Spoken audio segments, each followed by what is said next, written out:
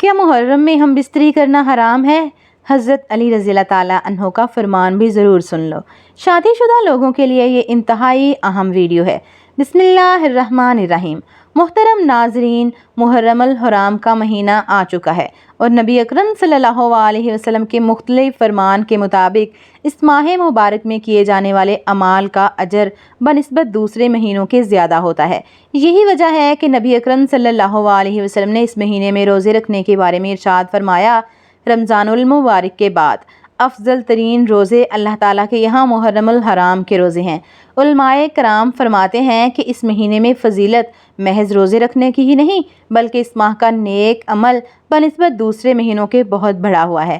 چنانچہ اعمال میں سے ایک بڑا اور اہم عمل نکاح کا بھی ہے۔ معاشرے میں ماہ محرم الحرام سے متعلق کچھ ایسا تصور اور رجحان عام ہو چکا ہے کہ اس مہینے میں نکاح نہیں کرنا چاہیے، حالانکہ شریعت میں ایسا کچھ نہیں ہے۔ محرم الحرام کے مہینے میں نکاح کرنے میں کوئی رکاوٹ نہیں۔ دوسرے مہینوں کی طرح اس ماہ مبارک میں بھی نکاح کرنا درست اور جائز ہے، بلکہ اس ماہ میں نکاح نہ کرنے کی رسم کو ختم کرنے کے لیے نکاح کرنا ثواب کا کام ہوگا۔ اگر اس ماہ مبارک میں شہادتوں کی وجہ سے اس کو غم اور سوگ کا مہینہ قرار دے کر نکاح سے اعتراض کیا جائے تو سال بھر میں کوئی مہینہ ایسا نہیں جس میں کسی عظیم شخص کی شہادت کا واقعہ پیش نہ آیا ہو، اور اس بنا پر تمام مہینوں میں نکاح سے اعتراض ناممکن بات ہے۔ اس لیے محرم الحرام میں بھی نکاح کرنا عام مہینوں کی طرح جائز ہے۔ محرم کے مہینے میں بیوی سے ہم بستری کرنے سے نکاح ٹوٹ جاتا ہے، یا محرم میں بیوی سے ہم بستری کرنا جائز ہے یا نہیں، اس حوالے سے بھی جان لیتے ہیں۔ ناظرین، 5 حالتیں ایسی ہیں جن میں ہم بستری کرنا حرام ہے۔ اب جب یہ 5 حالتیں بیان کی جائیں گی تو آپ کو محرم کے بارے میں بھی جواب مل جائے گا کہ محرم میں ہم بستری کرنا جائز ہے یا نہیں ہے۔ نمبر 1، جب عورت حالت حیض میں ہو تو بیوی سے ہم بستری کرنا حرام ہے۔ حالت حیض یعنی جو عورت کے ہر ماہ کے مخصوص ایام ماہواری کے ہوتے ہیں، جن کی مدت 7 دن ہے اور زیادہ سے زیادہ 10 دن ہے، تو اس دوران ہم بستری کرنا حرام ہے۔ نمبر 2، جب عورت حالت نفاس میں ہو۔ نفاس اس خون کو کہتے ہیں جو بچہ پیدا ہونے کے بعد خون آتا ہے، جس کی مدت زیادہ سے زیادہ 40 دن ہے۔ جب خون ختم ہو جائے، رک جائے تو نفاس ختم ہو گیا اور اس کے بعد ہم بستری ہو سکتی ہے، تو یعنی حالت نفاس میں ہم بستری کرنا حرام ہے۔ نمبر 3، روزے کی حالت میں ہم بستری کرنا حرام ہے، مرد عورت دونوں کے لیے، چاہے مرد روزے کی حالت میں ہو یا چاہے عورت روزے کی حالت میں ہو تو ہم بستری۔ نمبر 4، اعتکاف کی حالت میں، چاہے مرد اعتکاف میں بیٹھا ہوا ہے چاہے عورت اعتکاف میں بیٹھی ہو تو ہم بستری نہیں کر سکتے۔ نمبر 5، احرام کی حالت میں، چاہے حج کا احرام ہو چاہے عمرے کا احرام ہو، احرام کی حالت میں بھی ہم بستری کرنا حرام ہے۔ ان 5 حالتوں کے علاوہ کوئی حالت ایسی نہیں ہے جس میں شرعاً ہم بستری کرنے کی ممانعت ہو۔ محرم میں ہم بستری کرنا بالکل جائز ہے، حلال ہے، حرام نہیں، اور نہ ہی اس سے کوئی نکاح ٹوٹ جاتا ہے۔ ایسا کوئی شرعاً حکم نہیں ہے کہ بیوی کو الگ کر دیں اور محرم میں ہم بستری نہ کریں۔ شرعی طور پر اس میں کوئی روک ٹوک نہیں ہے۔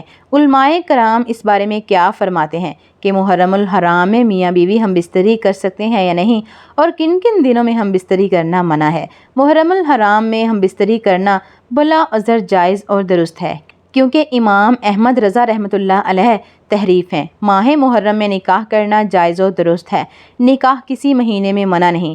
لہٰذا ثابت ہو گیا کہ جس طرح نکاح کسی بھی مہینے میں منع نہیں ہے، اسی طرح ہم بستری کرنا بھی کسی بھی مہینے میں منع نہیں ہے، چاہے وہ محرم الحرام کا مہینہ ہو یا کوئی اور مہینہ ہو۔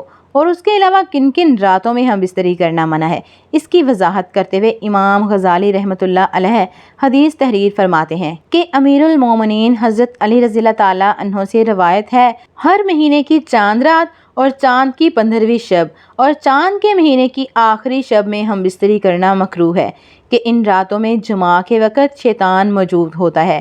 تحقیق یہ ہے کہ ان راتوں میں ہم بستری کرنا جائز ہے، لیکن احتیاط اسی میں ہے کہ ہم بستری کرنے سے ان راتوں میں پرہیز کیا جائے۔ نیز اذان اور نماز کے وقت ہم بستری نہیں کرنی چاہیے۔ بزرگان دین فرماتے ہیں کہ اذان اور نماز کے وقت ہم بستری کرنے سے اولاد نافرمان مذہب سے بیگانہ پیدا ہوتی ہے۔ ناظرین، اب ہم آپ کو بتاتے ہیں کہ قرآن و حدیث کی روشنی میں ایک خاوند کا اپنی بیوی کے لیے کون کون سی بنیادی ضروریات کا پورا کرنا ضروری ہے۔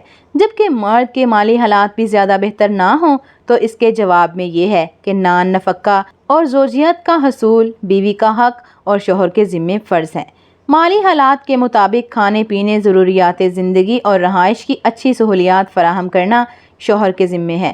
حضرت عائشہ صدیقہ رضی اللہ تعالیٰ عنہا نے بیان کیا کہ رسول اللہ صلی اللہ علیہ وسلم نے ارشاد فرمایا، تم میں سب سے اچھا وہ ہے جو اپنے گھر والوں کے لیے اچھا ہو، اور میں اپنے گھر والوں کے لیے تم سے اچھا ہوں۔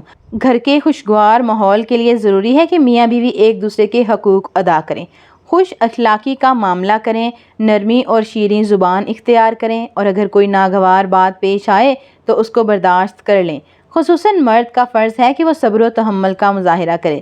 عورت فطرتاً کمزور اور جذباتی ہوتی ہے، اس کی کمزوری کی رعایت کریں۔